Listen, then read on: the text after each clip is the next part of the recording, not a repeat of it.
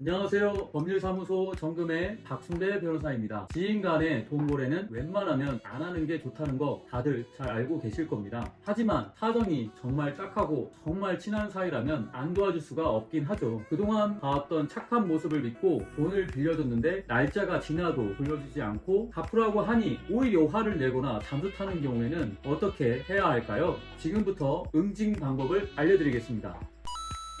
첫 번째, 사기죄로 형사 고소하세요. 사실 형사 고소만으로는 돈을 돌려받기 어렵습니다. 하지만 채무자가 애초에 돈을 갚을 능력도 없었고 빌려갔을 때 말했던 목적과는 달리 다른 용도로 돈을 사용했다면 사기죄에 해당하기 때문에 수사가 진행되면 전과가 남게 되는데요. 이런 사람들은 다른 곳에서도 사기를 쳤을 가능성이 높기 때문에 고소장이 여러 개 접수되면 처벌을 낮추기 위해 갑자기 돈을 갚겠다, 고소를 취하해달라고 연락이 오는 경우가 많습니다. 앞에서 말씀드렸듯이 돈을 갚을 능력이 없었다는 것과 다른 목적으로 돈을 사용했다는 점을 입증할 수 있는 자료를 준비하세요. 이 자료들이 없다면 민사로 가셔야 합니다. 두 번째, 민사소송 하세요. 앞에서 말씀드린 자료가 있다면 형사소송을 통해 사기죄가 입증되어 민사소송에서도 불법 행위에 의한 손해배상 청구가 수월하게 되는데요. 만약 말씀드린 자료들을 준비할 수 없다면 민사로 해결할 수 있습니다. 먼저 계좌 이체 내역 등 돈을 지급했다는 증거가 있다면 지급 명령 신청을 할 수 있는데요. 승소 판결을 받으면 채무자에 대한 재산 명시 신청을 통해 채무자의 재산을 파악할 수 있습니다. 만약 파악된 재산 목록 외에도 은닉된 재산이 있다고 판단되는 경우에는 금융사나 기관에 재산 조회를 신청할 수 있습니다. 만약 은닉된 재산이 발견된다면 가압류 가처분을 신청할 수 있습니다. 그리고 재산이 있음에도 돈을 갚지 않았다는 것이 증명되었으니 사기죄로 형사고소를 진행할 수도 있겠죠. 다음으로 할 수 있는 것은 대여금 반환 청구 소송입니다. 소송을 하기 위해서는 증거가 반드시 필요하기 때문에 개인 간의 돈 거래를 할 경우에는 반드시 차용증을 작성하셔야 하고요. 만약 차용증을 작성하지 않았다면 돈 거래는 꼭 기록이 남도록 계좌 이체를 하셔야 합니다. 그리고 돈을 지속적으로 갚지 않았다는 것을 입증하기 위해 문자 메시지 캡처본이나 내용 증명 발송 기록 등이 필요합니다. 채무자에게 재산이 있어서 원금을 다 회수하면 좋겠지만 정말 재산이 없다면 가전제품이나 가구라도 압류해서 원금의 몇 %라도 회수하는 것이 좋겠죠. 만약 승소 판결을 받고 10년 안에 채무자에게 재산이 생긴다면 돈을 받을 수 있기 때문에 정말 재산이 없어 보여도 소송은 꼭 진행해 주는 것이 좋겠습니다. 빌려준 돈을 못 받고 계시는 분들은 이 부분 꼭 기억해 두시고 정리해서 말씀드리자면 일단 돈을 빌려줄 때는 빌려줄 때의 정황이 파악될 수 있도록 대화를 녹음하거나 문자 대화 기록이 있는 것이 좋습니다. 딱한 사정으로 인해 돈을 빌려줬는데 나중에 말을 바꿔서 투자금이었다고 할 수도 있기 때문입니다. 그리고 돈은 절대로 현금으로 직접 주지 마세요. 기록이 남도록 반드시 계좌 이체로 하시고요. 언제까지 갚겠다는 내용이 담긴 문자도 받아두셔야 합니다. 마지막으로